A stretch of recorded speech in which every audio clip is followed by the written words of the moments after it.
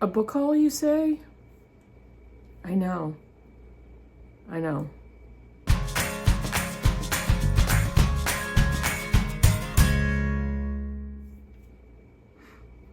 Hey BookTube, it's Kim at Middle of the Book March. This is a book haul. I wasn't sure when I was going to have another one of these, and I've had to unhaul so many books prior to my move a little over a month ago. And I didn't think I would have empty shelf space, but I do. And what else are you going to do as a reader with empty shelf space? You're going to fill it. Okay, this is all so tongue-in-cheek. I don't want anybody to comment on how it's overconsumption and whatever. It just isn't. I'm a reader, and if I have the income, the disposable income once in a while, I got birthday money recently. This book haul has taken over a month or two. I don't go out and buy a dozen books all at once, ever. Well, unless I'm at a library sale and they're $1. I have been known to do that. But I just wanted to show you what I've accumulated over the past 1 to 2 months. Yes, I had put orders in for books before I moved. I don't know. Rationally, it doesn't make sense, but mentally it does. Does that make any sense? I can justify any type of book purchase, even if I have to move and not get books. But I thought that I always love doing book hauls. I love watching book hauls. A lot of people don't, but I do. And so let me show you what I did acquire. I am back in Book of the Month Club. I am so very fickle because I've gone back and forth. It's funny because Book of the Month Club a lot of times has some great stuff, and then other times I'm just like, this is nothing. I'm not liking anything. Let me put my account on hold. No, if I get like 2 or 3 months where I don't want to order anything, then I'll cancel it, go back and forth, back and forth. So I signed up recently because our book club pick, All the Colors of the Dark by Chris Whitaker, was a selection. And I wanted it, and I wanted to get it, and it was out at the perfect time for me to get it, to read it for our late August book group.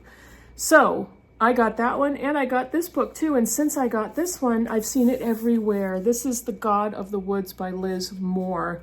Liz Moore is the author of Long Bright River, and which I did not read. I used to have it, but I didn't read it. This is a teenager vanishes from an Adirondack summer camp, and two worlds collide. This is August 1975, and a camp counselor discovers an empty bunk. Its occupant, Barbara Van Laar, has gone missing. Barbara isn't just any 13-year-old. She's the daughter of the family that owns the summer camp and employs most of the region's residents. And this isn't the first time a Van Laar child has disappeared. Barbara's older brother has disappeared. Actually, Barbara's older brother similarly vanished 14 years ago, never to be found. So this looks really good. And I've seen so many booktubers that I watch who have been reading this, and looks really good. This one my dentist told me is an awesome book. And he was reading it on his cell phone, and I was joking around with him. I'm like, how can you read on your phone? It's this tiny little device. What do I do it a lot of times in my car? I'll read on my phone. But he said, you have to read this book. It is so good. It's Project Hail Mary by Andy Weir. I never thought I would pick this book up. I don't know. I'm not a huge science fiction reader, although I do have several science fiction books that I really want to read. And I saw this in too many places where people said, it is so awesome, it is such a great book. And I found it on sale, I decided to buy it, and we'll see what happens. I'm not even going to read the description because I think this has just been everywhere. It's actually the story of, he's on a last-ditch mission, and he's the sole survivor on a desperate last-chance mission, and if he fails, humanity and Earth itself will perish. Why not? Why not read that story? It looks good. And because it came from the recommendation came from so many different places, I thought I'd pick it up. This one, I almost read this one for Mental Health May, and I believe I have this on my Kindle. But my daughter and I were shopping yesterday at a flea market, and I turned the corner and there was a whole section of books. And I found this for, I believe, $2. And it's in brand new condition. This is First We Make the Beast Beautiful, A New Journey Through Anxiety by Sarah Wilson. And there is an octopus on the cover. I don't know why. I don't know if you all have favorite animals, but I do. And so far I have 3. Lion, dragonfly, and an owl. And then butterflies, elephants, and bees come in a close second to a group. But octopus, this is one of those that's getting right up there, and some of my favorite animals. I don't even know why I'm telling you guys this. Check out that color, the end paper. But this is a book about anxiety, and it's the best book. This is one of the reviews or blurbs on the back. The best book on living with anxiety that I've ever read. So this one is very attractive to me because I live with bipolar type 2 disorder. Both of my daughters have some form of an anxiety disorder, and Marilyn Maya Mendoza and I host Mental Health May every year. And this was one of my personal selections, but I just didn't get to it. Now, this one I've also seen all over BookTube, especially from friends of mine and channels that I watch a lot. And I have to say, I caved to the latest exposure on Alice Munro and that personal trauma. And I bought Monsters, A Fan's Dilemma by Claire Dederer. I am not a reader that finds it very easy to separate the art from the artist. And that could be in any genre, any era, anything. And when I heard the Alice Munro story, I was pretty disgusted. And I thought, I'm going to pick this one up and see what I think. Because I did see some other booktubers recently reading this because of that story and others that they were contemplating. So I thought I'd pick that up. This book I've already read many years ago, and I did not react to it the way I thought I was going to. And so this sounds really weird, but I wanted to give it another shot. And I don't know if I'm just masochistic or why I'm doing this to myself, because this is a mammoth book. This is, let's see, 822 pages, not including notes. And I bought a different version, a different translation of this book. And I thought, you know what? I'm going to give it another shot. This is Anna Karenina by Leo Tolstoy. And this is the Oxford World Classics edition, translated by Rosamund Bartlett. I first read the Penguin Deluxe Edition version, translated by, they're a husband and wife team, and I don't remember their names. I will try, if I remember, put their names on the bottom of the screen. I wasn't thrilled with Anna Karenina when I read it then, and some of my friends have said it's one of their all-time favorite books. I have seen so many booktubers and so many people online who just adore this book, and I'd love to try it again. I'm going to read this translation. I don't know when, and see if it makes a difference. So I don't know. We'll see. Here's another mammoth book, and the reason I bought this one is because, again, I have been given this recommendation from so many different sources that I couldn't ignore it anymore. And I am not a horror reader, but this is different than his typical books. And one of my best friends absolutely loved it.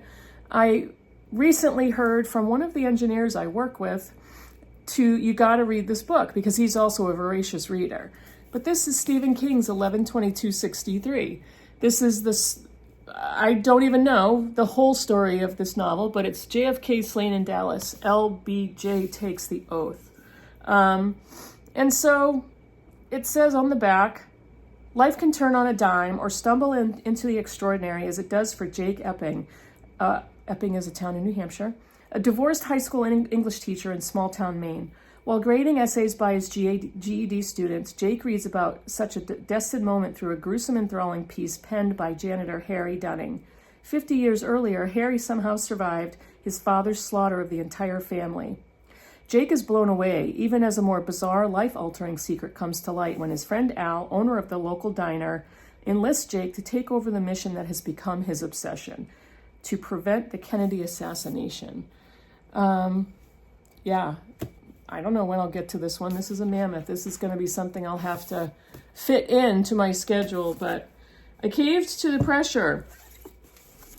Let's see. I found this one in the same flea market trip of the book on anxiety. And again, it's in brand new condition. There's a small tear in the cover on the back, no big deal. And this was $2. I would not have bought this book just for the heck of it, but I have heard that it's a good read. It's a fun read. And it's like a thriller mystery. This is The Guest List by Lucy Foley. $2, and it's pretty new in hardcover. I hate that. It's Reese's Book Club book. I hate those permanent graphic stickers on the outside of the books. Don't like it at all. And this is, let's see, On a Remote Island Off the Coast of Ireland. All right, there we go. That's probably why I'm going to read it. Guests gather to celebrate the wedding of Jules Keegan and Will Slater. Will is a rising television star, handsome and charming. Jules is a smart, ambitious magazine publisher. Though the sea is a little choppy and the self-service spotty, their wedding is everything you'd expect of a young power couple. Designer dress, 4-tiered cake, boutique whiskey, vintage champagne. Every detail has been curated to perfection. All that's left to orchestrate is the happiness. But perfection is for plans, and people are all too human. It's not long after the cake is cut and the champagne popped that resentments and petty jealousies come out. Worse yet, the latest barometer reading shows the weather has shifted from fair to changeable, and dark clouds are looming overhead. Everyone on the island has a secret. That's all I'm going to read, because I don't want there to be any spoilers for me or for you. 2 more books. This is the third in a series from an author who I love, and I saw a few booktubers that were reading this series, and this was the last book I needed to complete this trilogy. And this is Benediction by Kent Harif. The first one is Plainsong, and the second one is Eventide, both of which I have. And I think, hold on, sneeze. Excuse me. Not going to edit that. But, and the other thing is I have both of them in former library copies, which this one also is. So I'm a purist that way. But this is the third in this series, and Kent Harif is my kind of writer. Spare, quiet, beautifully written books. And I really, really want to get to Plainsong. Maybe that'll be one of those books that has been languishing on my shelf. I have so many books that I don't avoid them on purpose, but I can't wait to read them, but they're still sitting there unread. So this is the last book. This is a project book because I am going to be reading this with Jo Smith. If you don't know Jo Smith, where have you been? She is a beloved commenter, subscriber, and buddy reader on BookTube. She's everywhere. She's in everybody's comments. She is so nice and so intelligent and well-read and interesting. And Jo and I have done several buddy reads in the past. We are going to both read, I'm going to reread Romola by George Eliot. But I think before we do, we're going to read this book. This is Fire in the City, Savonarola, and the Struggle for the Soul of Renaissance Florence by Lauro Martins. Fire in the City. Savonarola is this religious cult figure, I guess I could say that, in Renaissance Italy, who is central to George Eliot's book Romola. And Romola is her book out of all of her novels that I had the most trouble with, even though I gave it 4 stars. It's still brilliant. But I wanted to reread it, and I thought I was going to reread it previously to this, and I don't remember when that is. But Jo and I said on one of my videos that I wanted to reread it, and Jo said, hey, I would love to do that with you. And we both kind of thought, why don't we read up more on this historical character and then read Romola? And so that's what we're going to do, hopefully sometime this fall. And I can't wait. This is, let me read a little bit of the back.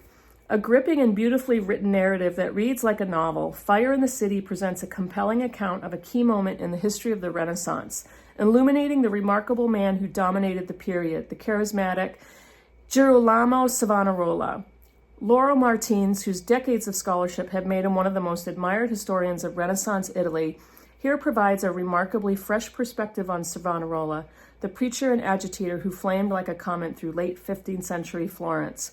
The Dominican friar has long been portrayed as a dour, puritanical demagogue who urged his followers to burn their worldly goods in the bonfire of the vanities. That's all I'm going to read, but I'm fascinated, and I can't wait to read this first and then read Romola to get more of the historical background on this fascinating historical character. Okay, my camera angle might be a little different because I had a feline interruption. Let's just leave it at that. Four more books. This one is called The Stranger's House, Writing Northern Ireland by Alexander Poots. And I got it the other day in the mail, and I realized it's a little different than what I thought it was, but I still think I will like this book. This is Northern Ireland is 100 years old. Northern Ireland does not exist. Both of these statements are true. It just depends on whom you ask. How do you write about a place like this? The Stranger's House asks this question of the region's greatest writers, living and dead. How do you ask a dead writer? I don't know. But this is a book about writers. Let's see. Northern Ireland is roughly the same size as the state of Connecticut, yet it has produced an extraordinary number of celebrated poets and novelists. Lewis MacNeice, Too Clever to Be Happy, formed by his childhood on the shores of Belfast, Low. If I'm not pronouncing any of these properly, I apologize. C.S. Lewis, who discovered Narnia in the rolling drumlins and black rock of County Down. Anna Burns, chronicler of North Belfast and winner of the Booker Prize. And Seamus Heaney, the man of wry precision, the poet with the gift of surprise. And I think there are other authors here that are discussed. So The Stranger's House, Writing Northern Ireland. This one, again, I apologize if I butcher her name. This is The Daughters of Madurai, and this is by Rajashree Variar, and I hope that's correct. I wanted to find out how to pronounce her name right from the very beginning, but I did not. And I think this is such a beautiful cover. It's got the gold foil. The Daughters of Madurai is both a page-turning mystery and a heart-rending story of the fraught family dynamics and desperate choices that face a young mother. Spanning 1990s South India and present-day Australia, the novel follows Janani, who will do anything to save her unborn daughter, and Nyla, a young woman who embarks on a life-changing journey of self-discovery. Really pretty cover. This one is People Person by Candice Carty-Williams, who wrote Queenie, which I read and really enjoyed. And I also watched the show, I think it's on Hulu, and really liked it. And so I found this one and thought, I want to read another Candice Carty-Williams novel. The author of Queenie, a brazenly hilarious tell-it-like-it-is first novel, named Book of the Year by the British Book Awards, returns with another witty and insightful novel about the power of family, even when they seem like strangers. I'm not going to read any more than that, because, I don't know, sometimes I think the descriptions on books spoil the book. And this one has been in a lot of different places. This is You Could Make This Place Beautiful by Maggie Smith. I have seen this physical book everywhere, and it's a beautiful object. And I thought, I don't know, do I want to read that? I'm not sure. It looks okay. It kept popping up everywhere, so I finally acquired it. This is a memoir. And it says, in her long-awaited debut memoir, You Could Make This Place Beautiful, award-winning poet Maggie Smith explores in lyrical vignettes the end of her marriage and the beginning of a surprising new life. If you have a poet who writes a memoir, I'm all over it. I'm a sucker for that format. So You Could Make This Place Beautiful by Maggie Smith. Those are all the books I acquired in the last month to two. And let me know in the comments below if you've read any of these books, what you think, And I will see you all in the next video. Bye, everybody.